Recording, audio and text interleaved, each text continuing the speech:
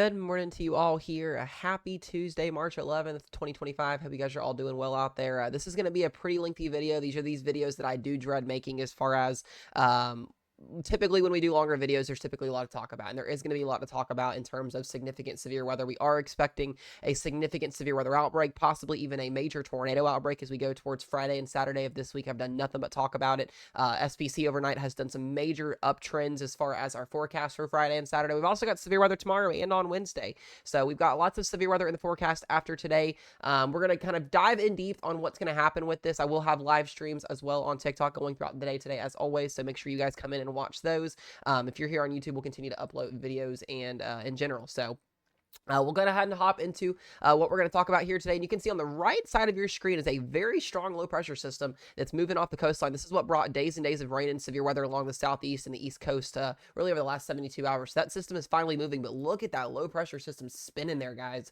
Very, very impressive low that's going to be moving off the east there, well away from the United States here in the next 24 to 48 hours. And then you can see as we've got very, very quiet conditions, this will probably be one of the last quiet days we've got for quite some time over the United States as we are getting ready to have a shortwave trough eject over the western portions of California here. You can actually see that spin moving into California. There will be a extensive wildfire issue that we're going to have over portions of Texas and Oklahoma as we go into the later half of this week as well, and I'll talk about that here first, but I just wanted to give you guys an overall idea of what we're getting ready to see. If you guys will, as always, share this out to one person, leave a like, and we'll kind of go ahead and get into this here as we go through this video.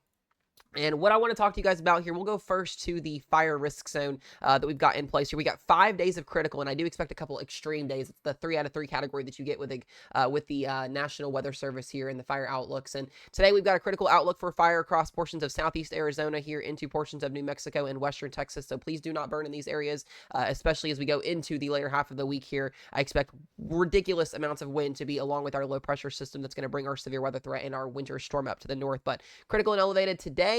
You can also see we have a critical and elevated fire risk zone again for tomorrow across the Texas area here into western and central Oklahoma, eastern portions of New Mexico, and southeastern Colorado. We get into that day 3 and 4 outlook, and you can see multiple areas that are going to be highlighted here. We've got day 3, day 4, day 5 being the biggest one for Friday, and then day 6. And we expect Friday to be probably upgraded to a extreme risk zone with that hatched highest hazard you can get. We're going to be talking about winds that could be anywhere from 80 to 90 miles per hour across the Texas Panhandle into Oklahoma with our backside of our low that's going to be moving in, producing our significant severe weather outbreaks. So please do not burn if you guys can withhold from that. Relative humidity values are going to be very, very, very much below the 10% threshold, even in possibly getting into the negatives for our humidity values. So very, very dry conditions out there that we're going to have to watch for. So I wanted to cover that because this is not getting talked about a lot, and it needs to be talked about. It's a very, very serious situation. But what I want to talk about is going to be the severe weather risk zone. We're not expecting any severe weather risks today, but this does ramp up tomorrow. We will be in live coverage mode for this tomorrow if needed.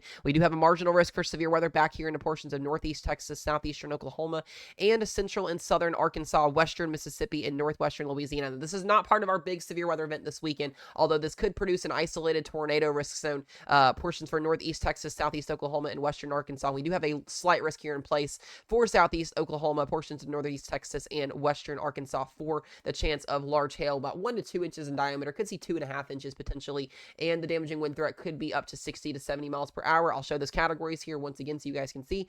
2% in the green. Wouldn't be surprised if they added an elevated 5% in there before the next day gets here, as well as a 15% wind, hail, and 5% and wind and hail as well in the maroon there. So another thing to look at here, this is an idea of what we could see on our models for tomorrow, just giving us the HER model range here. We can see there is going to be a pretty strong capping inversion that's going to be in place, so any storms that can break that cap will have the chance for all modes of severe weather tomorrow. Very short window. We're talking between 3 and 5 p.m.-ish initiation tomorrow, and then settling down by around midnight tomorrow. So you can see a couple storms breaking that cap in and around southeastern Oklahoma, northeast Texas there. Have to watch out for an isolated tornado or two. You can see one of these storms specifically along the Red River here that the HER model's been trending with, liking the idea of a potential large hail and maybe tornado event going into Arkansas. And then this shuts off by midnight, 1, 2 o'clock in the morning, as we'll still really have some rumbles of thunder out there, maybe an isolated marginal wind and hail event as we go through the early morning of Thursday, but then that system basically closes off and moves out to the east there. Now, as we go into day 3, we do have that marginal risk for the portions of central Mississippi here, or eastern Mississippi and central Alabama. That's for the remnants of that shortwave trough moving in. We'll look at the HER model run tomorrow for this event as we get into range for that. But Birmingham, Montgomery, Alabama, Tuscaloosa, be mindful of this. We do have that marginal severe weather threat. We're not expecting an outbreak or any of that, clearly an isolated hail and wind threat more than likely evolving here. But this is to kind of get you guys ready for Friday. I think Friday and Saturday are going to be our very, very big days for severe weather. And I'll go ahead and talk about those outlooks here. The Storm Prediction Center has updated here our day 4 through 8 outlook as of this morning. And we now have a slight risk of severe weather, level 2 out of 5, that goes basically from eastern Texas all the way up here into central Iowa and then now into southeastern Minnesota and Wisconsin. It's very rare that we get these outlooks this far north this late or this early in the season. We typically see these late spring, early summer, but the fact that we now have enough instability and a strong surface level mid-latitude cyclone that's going to develop with this on Friday will give us the threat for severe weather, isolated tornadoes, damaging winds, and hail anywhere in that yellow risk shaded area back into the Ohio Valley, into portions of the Ozarks, the Mississippi Valley. This is day 1 of what could be a significant severe weather outbreak, guys, and we do have an update on our enhanced risk. This is a level 3 out of 5 back here to portions of central and southern Illinois, eastern Missouri, northeast Arkansas, northwestern Mississippi, western Tennessee, western Kentucky. I'm actually in this risk zone, believe it or not. So we'll be watching this and we'll be live covering this event on Friday as well.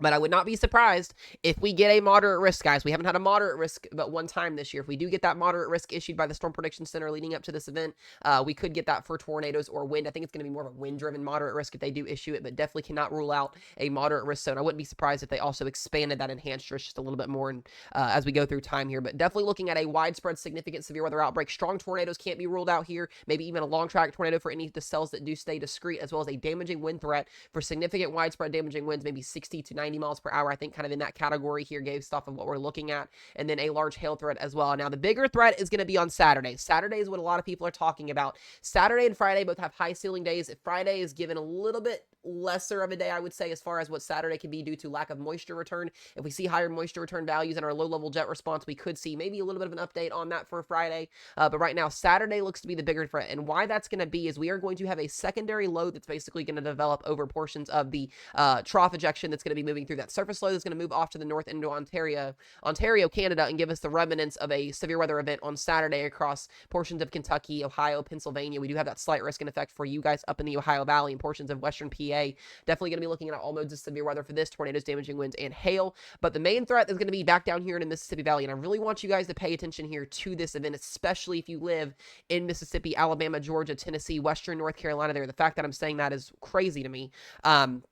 But I would not rule out a moderate risk as well for this, maybe even potentially higher if we hit that ceiling potential. The idea of a widespread severe weather outbreak on Saturday, definitely on the table. Long track, violent tornadoes could be a possibility. Strong tornadoes, damaging winds, significant damaging winds, and large hail. But I really want to focus in on that Mississippi-Alabama corridor as we could see a really, honestly, nerve-wracking setup. And the models are doing nothing but paint a picture for high dew points. Very strong instability values. Our supercell composite. I'm going to walk through that stuff here in just a second for that corridor. But if you live in the deep south on Saturday, you have got to be prepared. If you're in any risk zone, you need to be prepared. But specifically my people that live in the deep south, we could be talking about a very, very destructive day for storms if our model runs continue to output what they're outputting. And, you know, eventually when we get to the day of, if we don't have any capping in place for the morning of, that's going to be another big thing. If we do have capping in place for morning time convection, allowing for morning time convection to be non-existent, we could have a way bigger deal situation on our hands tornado outbreak wise if that happens. If this capping inversion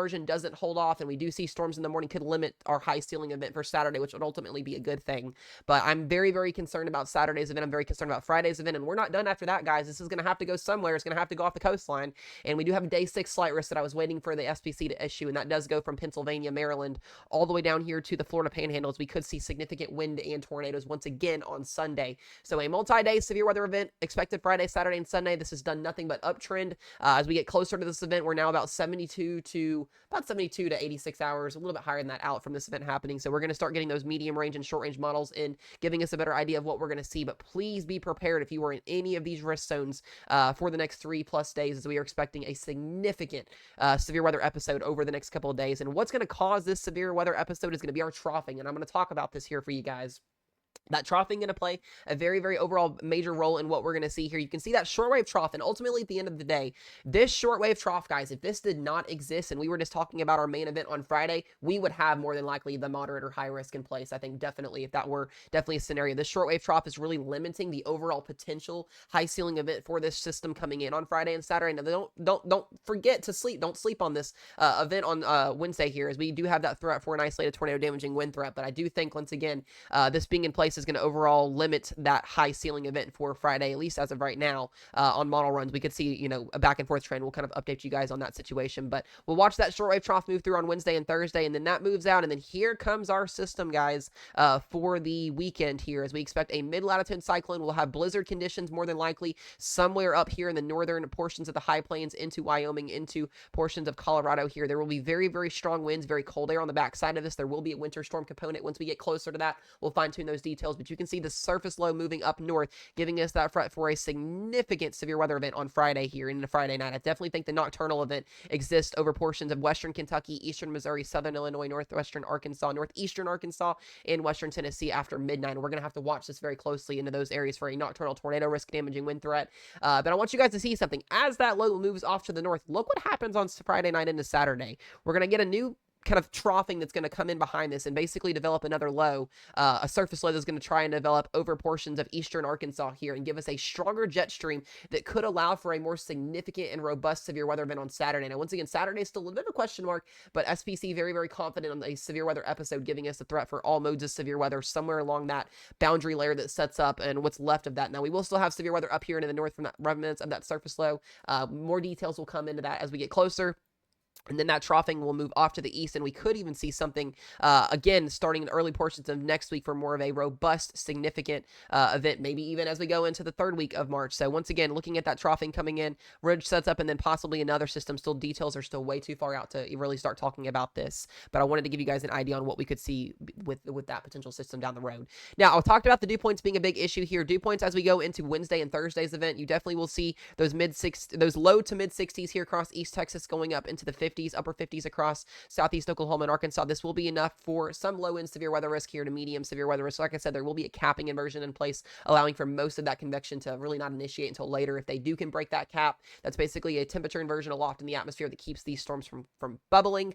That happens, we could have a lesser event. If it does, break the cap, we could have more storms out there. So we'll watch out for that for you guys. But I want you guys to see, as that trough comes through, you can see all that Gulf moisture gets pushed back down into the Gulf. And then basically, as that trough coming in, it's going to have to pull that moisture back up. And you can see by Friday morning, we do have some pretty decent dew points set across majority of the Midwest here, the Ohio Valley, but it's not enough to really make for a significant severe weather outbreak like we're going to see down in Dixie Alley and down into the Ohio Valley and Ozarks as we go into Friday night and Saturday. This is going to be very, very limited. We will see severe weather due to the synoptic forcing that's going to be along our cold front here, but this will be more of a lower end event. But definitely look out for that isolated tornado damaging wind event. And you can see as we go into Friday night, look at those dew points surge, guys. We could see some 60s reaching up here into the Missouri Boot Hill area, into northeast Arkansas, western Tennessee, western Kentucky. This is where I'm very concerned about an overnight event Friday night into Saturday, a squall line or maybe some supercells moving through. Still have to wait for our short range models to get down on that. But look at Friday night into Saturday morning and Saturday. We could see very, very good dew points, very high dew points in place across the deep south here, giving us that threat for a significant severe weather outbreak, possibly even a tornado outbreak. And then those dew points are actually going to surge east as we see one more day of severe weather along Sunday along the East Coast there before that system pushes off. And then one more thing I want to talk to you guys about, just an overall idea here of what we could see with the radar here. This is still very, very much of the ways out, but we'll get to more of this fine-tuning forecast as we get closer. You can see that surface low developing right around 975, 976. You can see the arc of storms basically from the Missouri Boot Hill down into Arkansas, moving into the Friday night time frame into Saturday overnight hour, Friday night into Saturday morning here. More of a discrete line. This is where I think the damaging wind threat's going to be at play. I think we, like I said, get a moderate risk more than likely for damaging winds if things continue to trend. There will be a tornado risk embedded within that, as well as any discrete supercells that can develop in front of that line. This will surge through around 6 to 7 p.m. on Friday night, moving across the Ohio Valley overnight, so have a way to get those alerts on your phone. We will be live covering this, as always. And then as we go into Saturday morning, look what happens here. We get a broken line that kind of develops some supercells, maybe staggered down south. And if we once again get morning time convection, this could limit the overall risk zone for Saturday, but also the models are signaling this starting Saturday morning. So we're going to have to wait and see really what happens with our short range models, but definitely looking at a very, very high ceiling. Also a flash flooding event that could occur with any storms that do train. See a line of storms that develops late Saturday afternoon from the Ohio Valley down here into the Ozarks and Mississippi, or not Ozarks, but into the Mississippi Valley. And then this will basically work its way east, giving us a potent line of storms and damaging wind and tornado threat as it moves east through Sunday and into Monday morning. So guys, a lot to still figure out. But once again, this is your time to get prepared if you are not prepared for severe weather. We're going to do more in-depth coverage on this. We'll be covering this on TikTok as well live. We'll be doing videos uploaded here as well. Make sure you guys, as always, have a way to get alerts on your phone and get prepared for this event while you can now, because this could be a very, very significant event if everything continues to trend the way it is trending. So other than that, guys, have a wonderful, wonderful Tuesday. Be safe out there and be weather aware.